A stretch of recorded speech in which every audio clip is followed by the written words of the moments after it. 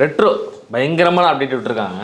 230 கோடி வந்து படத்தோடைய கலெக்ஷன் வந்து பண்ணியிருக்கு. ஓவராலாக தேட்ரிக்கல் ப்ளஸ் நான் தேட்ரிக்கல் ரெண்டும் சொல்லி.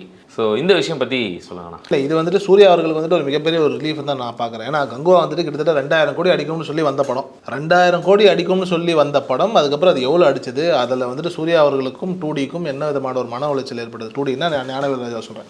ஸோ அவங்களுடைய ஒரு நிலையில் என்னென்ன சிக்கல்கள்லாம் ஏற்பட்டது அப்படின்னு நம்ம நல்லாவே பார்த்தோம்.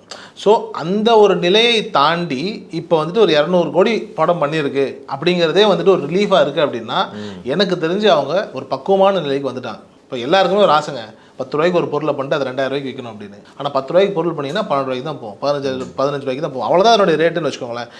அப்படி இருக்கும்போது சூர்யா அவர்களுடைய மார்க்கெட் 10 வருஷமாக சரிஞ்சு தான் இருக்குது. தியேட்ரிக்கலாக ஒரு ப்ராப்பரான ஒரு மிகப்பெரிய ஒரு வெற்றி கிடையவே கிடையாது. அது கடைசியாக வந்துட்டு எதற்கும் துணிந்தவன் வந்துட்டு ஒரு பார்க்கும்போது வந்துட்டு ஒரு வெற்றி மாதிரியான ஒரு நிலையில் இருக்கும் தியேட்ரிக்கலாக. ஆனால் ஒரு பிரம்மாண்டமான ஒரு தியேட்ரிக்கல் வெற்றி எல்லாருக்கும் ஒரு கொண்டாட்டமான ஒரு நிலையில் இருந்தது அப்படிங்கிற ஒரு படம் நடக்கவே இல்லை.